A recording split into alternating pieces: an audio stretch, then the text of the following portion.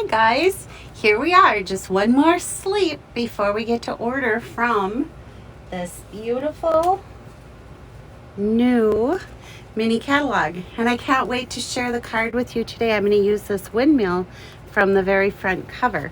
It's so pretty. I can't wait for you to see the card I have in store, and I can't wait for you to be able to order your own beautiful products. Don't forget too that January 4th, when the catalog is available to order from, it's also celebration.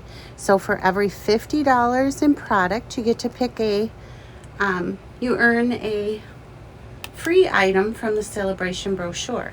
Check it out down below. I'll link my request a catalog if you don't have one. I do ask though, if you have a current demonstrator, please request it from her, but otherwise I'm happy to send out catalogs.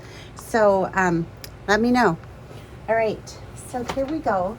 Today I'm going to be using some of the products from the Flowering Fields suite. It's gorgeous, you guys. Look at this paper. I just love it. Look at the windmill. And this die cuts out beautifully. I did bend it a little bit here. It'll be okay. Just in my basket of stuff for recordings. So for product today, I'm going to grab my Flowering Fields paper sample. Give me 1 second. I thought I had it here in front of me. And here it is. Ta-da! Look at those beautiful papers. Isn't it crazy? And look at all the coordinating colors. So much fun to create with this pack of papers. All right, so there's that. So that's our designer series paper. And I picked those tulips. I just love it. Did you see that? The windmill actually moves. How cool, right? All right, so hopefully I put my stickers on here, but I don't know that I did. So we might be doing a little measuring along the way. We have a standard card base, and this time I'm using Balmy Blue. That's a color I do not use very often, but it has a great hue to it, and it looks beautiful with these tulips. So Balmy Blue measures 5.5 by 8.5, scored at 4 1/4, and folded. And we'll be doing this in a portrait mode. So our card will open like this. Then you're going to need an insert that measures 4 by 5 1/4, and that's going to go right inside our card. I have a piece of basic white that I have cut with the largest of the circle dies, layering circles. So there's that. And then what else do I have? I have a piece of basic white, and I have to measure this. Sorry, normally I put my little post-its on there. I don't know what I was doing this day. It measures 3 3/8 by 5. Let me just make sure. Yeah, 3 3/8 by 5. And then I have a piece of pale pink, or petal pink. I don't use this very often either. This measures 3.5 by 5 1/8. Okay? And that makes sense. We want this just to be 1/8 of an inch bigger, just so we get that little peak of color on there. All right, so let's start first. Oh, I better tell you about this too. So I had a scrap of basic white, and using the, they are called, see all these new products and new names. I'll get it. It just takes a while. I have the Windmill Fields dies, and I cut one of the solids and one of the filigree. And so what I'm going to do is take my liquid glue, and I'm just going to add a little bit of glue, well, it was kind of a lot, on these solid pieces. It'll be just enough to hold it down. And then I'm going to lay that on top, line it up, and that's why the liquid glue is good, because it gives you that minute, or a few seconds anyway, to line it up and then adhere it down. Isn't that pretty? I just love it. All right, so then next I'm going to take our foam pad, or you can use any piece of foam that you have, and I have a piercing tool, or you can use take your pick tool, and I'm just going to poke a hole right in the hole on the die. All right, then we have these these are out of the annual catalog, round and square brads. So I'm gonna grab I think I'll grab a round. They're just a little bit smaller, and I'll use a white one. And that's where I'm going, whoops, I don't wanna rip the blades off my windmill here. Lay that on here, push it through, and then I can just bend it down. So now I have like a real working windmill. How cool is that? Now that again is in the annual catalog, and they're the round and square brads. We haven't used brads for a long time, but they work really slick when you have these motion cards. All right, so there's our windmill. Now let's do this part. I'm going to bring in my silicone craft sheet, and I've got my largest layering circle die that I cut out of basic white. I'm going to take my designer series paper. Remember, I picked the tulips here with the balmy blue. And for this, I want my stamp and seal. And I'm just going to run adhesive on there. And then I want to lay these in layers. And it doesn't really matter how thick they are, but is what I do want to do is make sure that I get the very top of my circle. And then I'm just going to take my snips, and on the back side I can go right around my layering circle die. So there's that. And then I can do another. And like I said, these can be alternating thicknesses. I'll show you here in just a minute. So I'm going to trim. And I don't really have any more pieces that are long enough that I can continue using them on down the circle. I'll show you what I mean.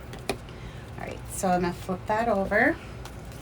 So now I've got that. Let's put some seal on this piece. Whoops.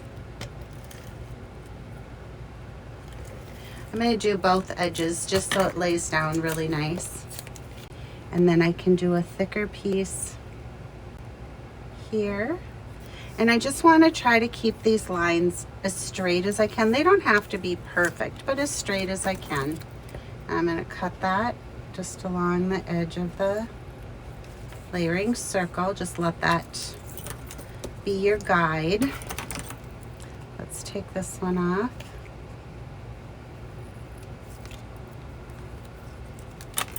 Okay. And then we'll do one more right down here. All right, and we'll cut this. I love this look. I hope you do too. I would love for you to comment, if you will. Kind of encourages me to keep creating. So so do all these beautiful new products in the catalog. I'm telling you what. Okay, so we have our piece that looks like this. And now I'm just being fussy, but I have a little piece of, I don't know if it's designer series paper or if it's glue, but I want it off from there. All right, so I have this circle that looks like this, all right? So that is going to go onto our piece of basic white, just like that. And then this one, I'm going to use dimensionals, full size, and put a few of those on the back here. I want to make sure too that I put it down right where that brad was, so that I don't end up poking that through a different sheet of paper. So what do you think so far? Isn't it pretty? Okay, I'm gonna put that right here. All right, love it, love it, love it, love it. Before I go any further, I wanna do this long sentiment from Have a Perfect Birthday. And that again is out of the Blessings of Home. So I'm just gonna set that down here. And let's get a block. And I'm going to use an early espresso.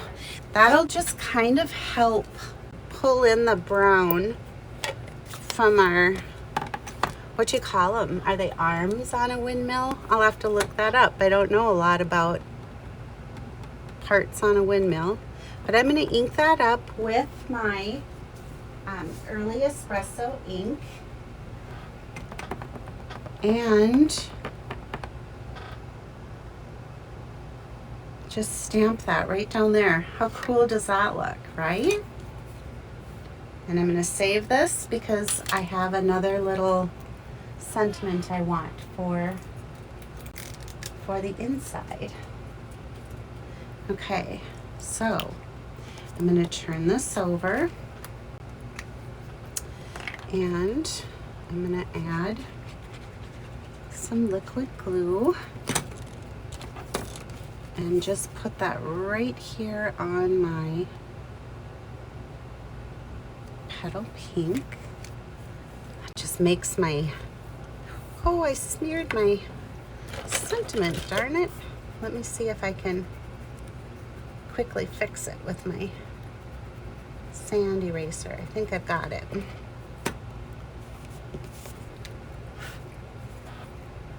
Not bad. Not perfect, but not bad. All right. All right, we'll leave it alone now. I'm going to zoom just a little bit so you can see really truly how beautiful that is. All right, so you kind of see what we've got going on here, right? But watch what happens with that paper when we put it on. Doesn't it just like, it makes it look like it's a window to a tulip field back there. And this one, I'm actually going to pop up on dimensionals too. Can you tell I'm just a little excited about this tulip set? It just, I don't know, it's so beautiful. And I can't wait for you to get yours and see what you create. All right, so there's that little touch. Now, this was kind of tricky, and I should have done it before I put it on there. And I remember doing this the last time too. But in this stamp set, with the coordinating flowering tulips, there's these little X's, and I thought, oh, how cute would those be to use to pull in that balmy blue, right? So I'll put that on a block, and let's bring that back. I'm going to turn my windmill so that I don't get the blades in there. Blades, that's what they are, not arms. And I'm gonna just stamp one here. And you know how you should have done this, right? Or I should have done it before I put the dimensionals on there, so I'm just having to be kind of careful. All right, so there's that. Ooh, I love, love, love it. All right, now for the inside of our card, there's this cool sentiment inside the flowering tulips, and it says, "No one deserves a happier birthday than you." That I'm going to stamp in the early espresso again, so let's bring that in. Ink it up. Stamp. Love, love, love. And now let's bring in those little balmy blue X's again. And seeing as how you know the rule around here at Create with Brenda, we have no naked envelopes. So I'm going to just carry our little X's through to the flap. There you go, guys. Almost done. And I was, like I said, I was very excited to share this project with you. I just love, love, love that paper on the circle. So is what we want to do now is just going to add some Stampin' Seal to the top edge. Let's bring our card back in, and we're just going to center this on the inside. And look, beautiful, beautiful, beautiful, right? I hope you loved today's project. Be sure to comment. Like I said, that's what keeps me going. I've got links down below. And remember, if you order with me this month and use my host code, we get to do that fun make and take virtual free class the first part of February. So, all right, until next time, bye-bye.